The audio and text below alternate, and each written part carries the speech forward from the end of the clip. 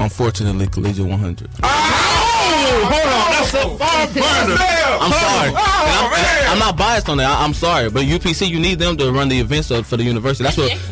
No, it's two separate entities. They got to be the liaison. I don't think there would have been a UPC unless SGA was ever created, though. I mean, but this without UPC. Who runs the Spring Fest? Right. You don't get students. You can have an SGA but no UPC, and I promise you won't have a student. You won't have a student body. But basically. Then you have to look at. But you have to look at. So before you explain, Crystal, one got to go. Who got to go?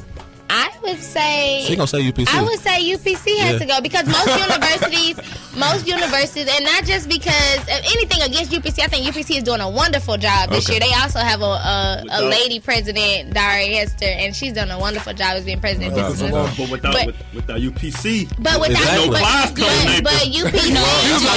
that's not official. UPC would not exist if SGA hadn't existed. And if you look at years before 2000, there was only an SGA, and SGA only consisted of 7 people. There was no UPC. Everybody in that 7 people of SGA planned all the fundamentals of everything that goes on campus, everything with the governing side. And I think the expansion happened just to make it more available to more people to add ideas. So I don't think UPC was. Not that it wasn't necessary, but it wouldn't exist without SGA. And the NAACP, of course, that's a national organization. Right. But I told the NAACP because they have not been present. Why you snitching? That was going to be my first selection. No, but this year more than NAACP. But this year, Collegiate does more. But in NAACP, they stepping up the ladder this year. Are we just talking about on TSU Collegiate caliber? Yeah, you're talking about TSU caliber. Okay, see, well. That's why I chose Collegiate. No, I believe, and the great thing about all 4 of those organizations, they all have women presidents. Gayla Randall, Daria Esther, Denitra Sanders, and myself. Shout out to all the women. That's why the essence of men. We need more men. Not taking anything away from the women, but men dominance. But shout out to the women, though. Shout out to the women. They holding it down. All right, let's move on. We got to move on. Let me get so we got 4. Oh, we got 4. We got one more. We got a next. All right, this is the one for this week. One got to go. Hold on, let me get a back. I got to get a background on this, Damo. I got to get a background because these people are not. They are not officially running for SGA president. These are people that's prospectively running for SGA president. Who? We got 3 people on here right now. Go ahead. Because I'm sure this is some tea that was poured. We got 4. Okay, we got 4. Dang, we got 4. We just added one. So Caleb Taylor, Terrence Bolton, Justin Lee, and what's the 4th one, Damo? Jonathan Davis. Say that one more time. Jonathan Davis. He's not running for president, but so he is a school leader. So you saying which one got to go? No, all right, these are SGA presidents. Right. People who are supposedly running: Caleb Taylor, Terrence Bolton, and Justin Lee. But then they just put Jonathan Davis. And Jonathan Davis. Which one got to go? I think all of them are very, very active leaders on campus. I don't think anybody has to go. I think when we start thinking on the caliber of deleting and removing people is when we lose the leadership that we need on campus. I think all of those people they all got potential. One gotta go. You gotta choose one. And I feel like if you have to remove someone from what? Neither of them are president right now, so there's nothing to remove them from. And that's my answer. That's my answer. Debate, it's not a debate, but that's the correct answer. Marcel, can you give us an answer? I mean, unfortunately, I agree. I agree with her. He's a smart dude. I like him. That's what you do. He's smart. That was a good answer. Well, Lunchbox, who do we choose? I'm gonna choose one. I don't know who. This is just me. I don't know who Justin Lee is. Justin Lee's her secretary. Okay, you don't know who he is. I'm choosing Terrence Bolton. Okay. Cool. I'm choosing Terrence Bolton. For SGA president, I feel like he was SGA president last year. Oh, he go to the Brook? I feel like... Yes. Okay, wait. I can't... No, I'm not choosing Justin. I'm not choosing Justin. I like him. Hold on. Supposedly... I know he's just president. Yeah, supposedly Terrence Bolton is supposed to be running again. I have no clarification on any of that. That is not my business. I know who the SGA president is right now. Yeah, that's Krista Owens. I'm going to say Terrence Bolton, you know. We got to focus on her turn. Like, she still got a lot to do. Let's not push me out the way. It ain't made yet. Alright, so let's move on because we ain't gonna find nobody. I couldn't answer my question. My bad. Go. We got 3 minutes. Okay, I was just gonna be real quick. I was gonna choose Terrence Bolton because he's the only one up age. You got passed down to the young bucks. You know, Caleb is young, Justin's young, John is young too. You know, he's a cool guy. I don't know who that is. You don't know who is? The guy that you the Jonathan Davis? Yeah, I don't know who that is. Yeah, you do. You know him.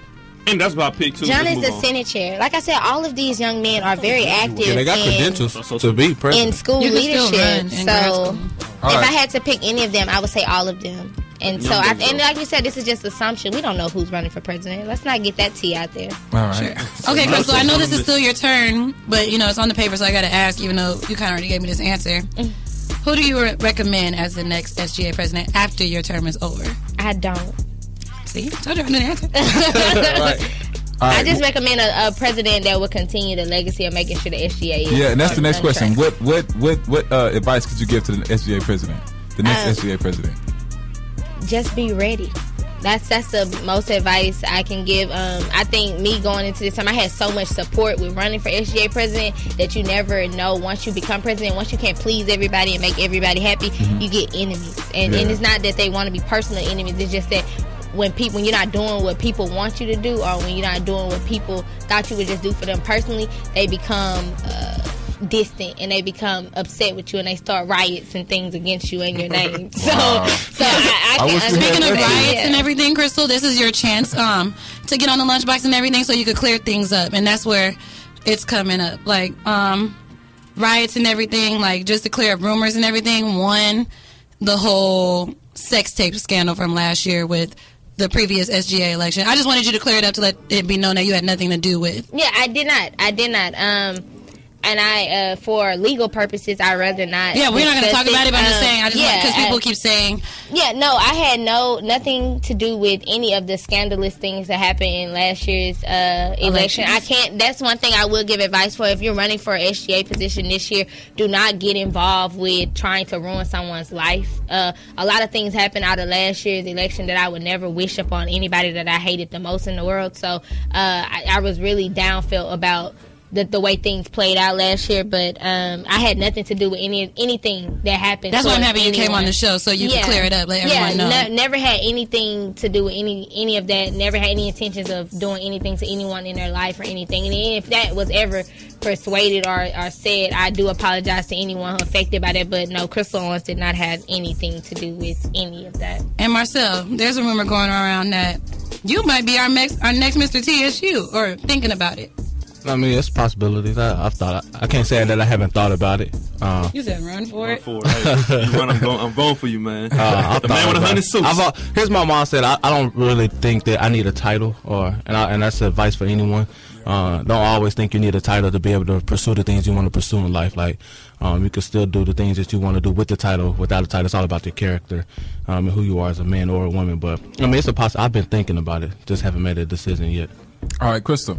2 months, about 2 months left for school, 2.5 months, you could say.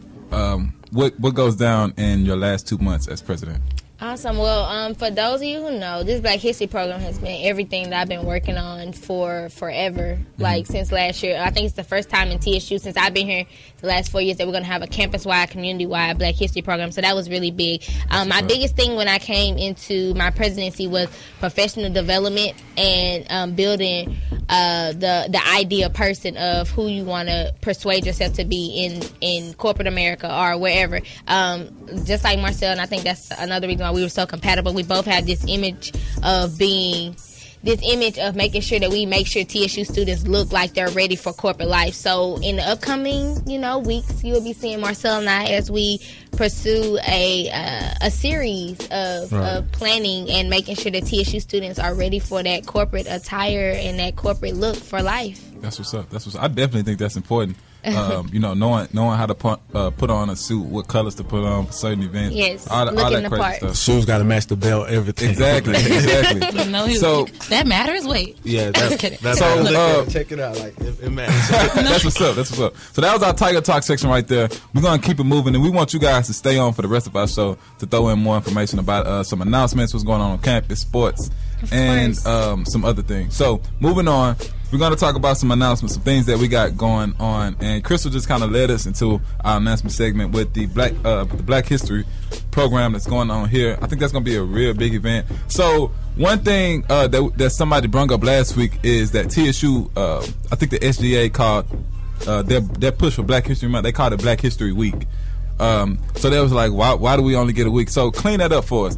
why do we only get a week? And I know why personally, but I want y'all to, you, Crystal, to figure out, to tell us why is it a week? I think that was misconstrued. Actually, Yeah, I do not think that it was necessarily that we only get a week. I think it was just more so of this week is where we're gonna have all these events that's gonna be planned around celebrating Black History Month. And let's be honest, we can't necessarily have every day of the month of February to actually host an event, especially not on behalf of UPC or SGA. I think UPC did a wonderful job with making sure that their Black History Week was very detailed and very, informative. I do not believe that we had enough emphasis on Black History Month as a campus in its entirety. I think that we can do a better job in the upcoming years, which is why this Black History program, I'm hoping that it's very, very, very, very big, and that, in the years to come, whoever is in charge or whatever will implement more Black History segments throughout not only the month of February, but throughout the year. Because when you're Black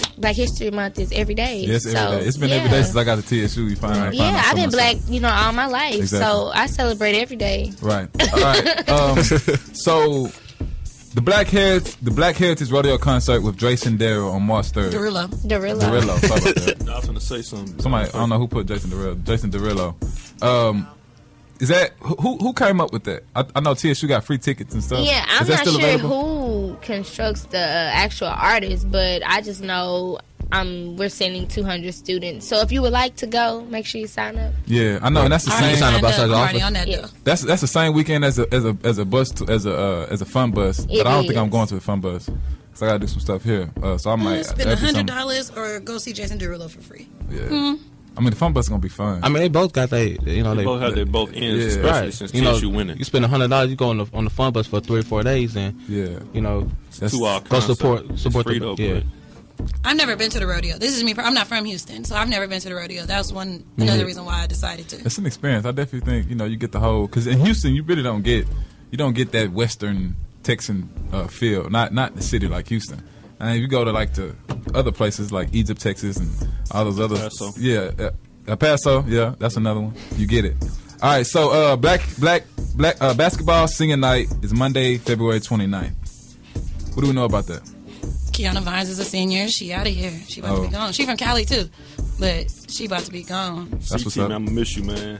CT blanks all them seniors. I'm gonna miss them. There's another girl, Jasmine the girl Parker? the one you guys Jasmine interviewed Parker, not too long ago. Yeah. It's sad she went down with a knee injury again for the second time. On her senior year. But we loved her. We loved her while she was here. She did a great job. Jasmine Parker did a great job while she was here. So the last day for the sign up for the fun bus is March 1st.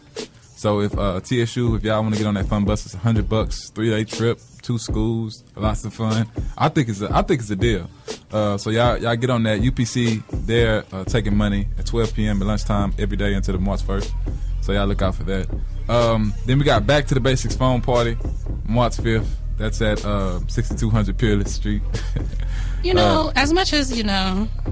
I haven't really been partying that much this semester, but I don't like the idea of not having my phone with me and all that other stuff. Like, they don't want you to have your phone. They don't want you to. They get to be dangerous. And then they rattling off of TV. It's like, I ain't got my, I'm a small girl. What if I win this TV and, I ain't got my phone to call my homies, like, okay, help me bring this TV to the car. Right. Hey, David. What's up? I think it's safe not to take your phone, though. Do you see these Kappas giving out these roses today? Yeah. Talk about that. So the Kappas are promoting some party. They're the cream? Yeah, cream party. Yeah, that's what it's called. It's called Cream. And they came up with a marketing idea, and I think it's a pretty good idea to get ladies to come, give them a rose and a flyer. That's unique. I never saw it before. I think it's unique. But people do. Just because you give me a rose don't mean I'm coming to your party. Y'all don't think like that. Akira, what you mean, y'all? I mean, I'm saying okay, yeah, because we both said it at the same time. That. Yeah, you don't think like that, but I'm pretty sure there's somebody they gave me a rose, So. Also, on Monday, Cuba Gooding Jr. and John Singleton. You guys do know who John Singleton is, right? Correct? Yes. For those of you who don't know, he is the man who directed movies like Baby Boy, Hustle and Flow, Blowies in the Hood. He's a very talented director. He'll be here on Monday with Cuba Gooding Jr. at 11 o'clock. Students, I do suggest be at the education building early. Communication students, this was typically something for you guys. However, we're opening it up to the whole school. We need 250 students to pack up this room. Yeah. It's going to be Fox 26 here. There's going to be a whole bunch of people here. So make sure you get there early so you will be able to get there. And from what I heard, that we're going to be able to sit down and actually meet, like, Cuba Gooding Jr. and John Singleton. Like, selfie time and all that. Well, yeah, and the education bill, that's not a humongous auditorium. It's not. It's a normal size. But you got to think about it. The MLK auditorium only fits 130. Yeah.